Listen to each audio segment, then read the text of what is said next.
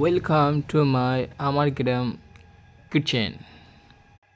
আমার গ্রাম কিচেনের ভিডিওটা দেখার জন্য আপনাদের অনেক অনেক শুভেচ্ছা। আমরা একটা অনূখা, একটা আলাদা ধরনের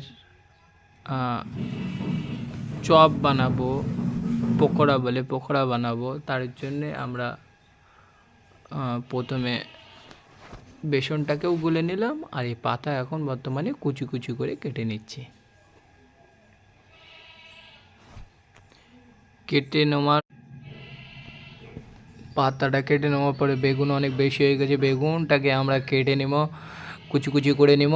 কুচি কুচি করে নেওয়ার পরে আমাদের নেক্সট কাজ হচ্ছে আমরা বেসনটাকে গুলে নেব।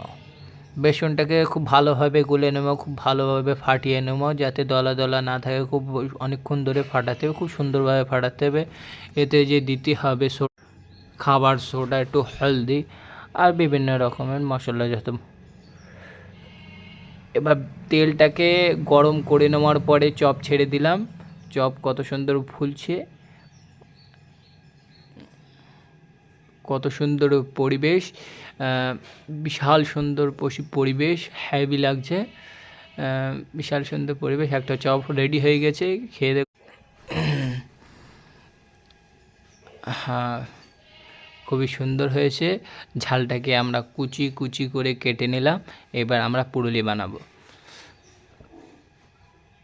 ভালোভাবে মেখে নেব।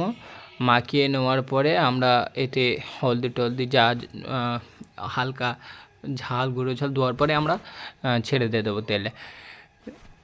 দেওয়ার পরে এখন বন্ধুরা এটা রেডি। এই পর্যন্ত এই ভিডিও বানানো আছে, নেক্সট ভিডিও আবার আসছে।